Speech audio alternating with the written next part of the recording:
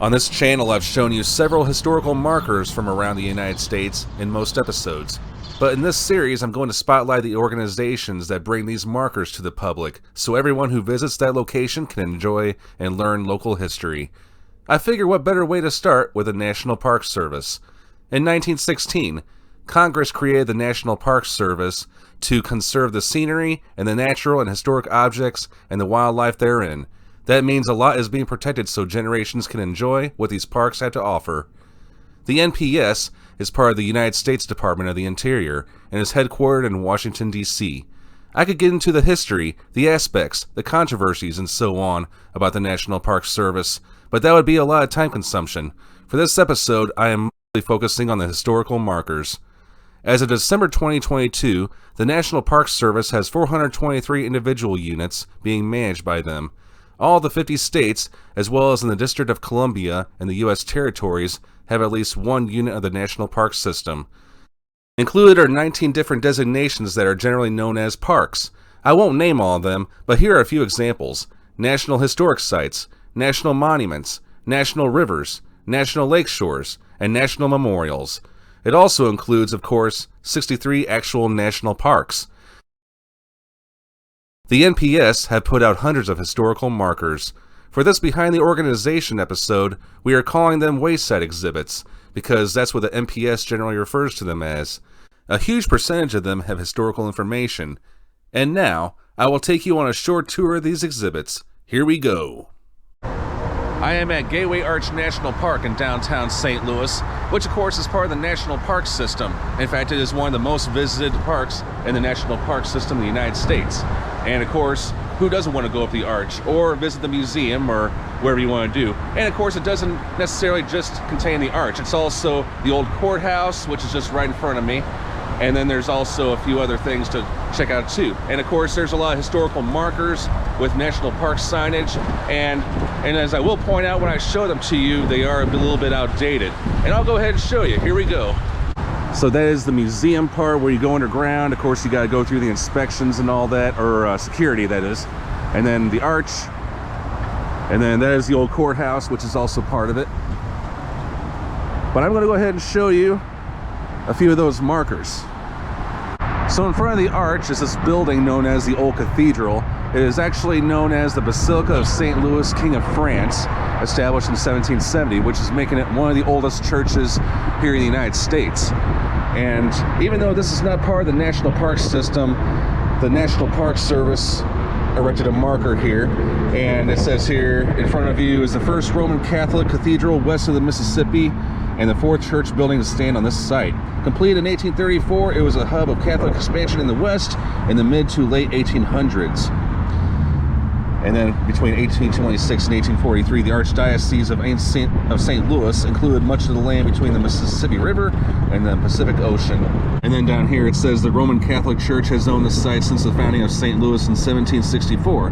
The old cathedral is the oldest surviving building on the waterfront and remains an active parish. And they pointed out the last part was very interesting because, yes, the ground that I'm about to show you was a bunch of streets, buildings, houses. And less than a century ago, they were all torn down to make way for this park. Yes, indeed. A perfect example of this lies here, where a building once stood. And this was where the United States literally expanded in size. I'm going to go ahead and talk about that.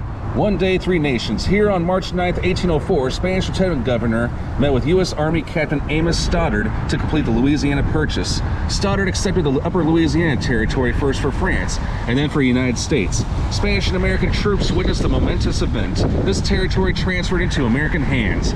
Although the United States purchased the land from France, Spain had governed the territory for nearly 40 years. And that's a picture of the building, which again once stood here. And then here's a diagram of the map, how it all expanded all out there.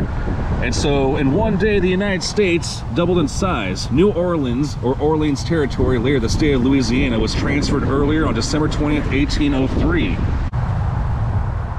So about these markers, yes, they all look the same. I mean, as in format. They obviously have different content, different pictures, diagrams, and whatnot. Top left-hand corner is the site, and of course, before Gateway Arch National Park, it was the Jefferson National Expansion Memorial, but it still looks in great shape, but I don't know if they had plans of revising the title. And then over here, it's the National Park Service, U.S. Department of the Interior, and sometimes they have a co-sponsor along with the National Park Service next to it. And most of these have the friendly reminder, this exhibit was made possible by your fee dollars. That, of course, includes all the souvenirs that you buy, and of course, I have widely contributed because I collect a lot of National Park merchandise. So many of the National Park Service markers do not have historical information on here, like this one. This one just talks about, in front of you is the iconic Gateway Arch. It, of course, talks about the curves. And the natural curve of a hanging chain, a catenary curve, hope I'm saying that right, inspired the arch design. Curves also define the landscape. You may not notice them at first, but there are curves throughout the park. Walk along the gentle arc of the tree-lined paths and staircases. Look for the graceful sweep of the retaining walls and the flowing ribbon of the pond's edges. And then this here has like what you can see or touch or whatever. It also has Braille. Yeah, that's the chain they're talking about right there. And like I said, a lot of these do not have historical information, but they are actually maps.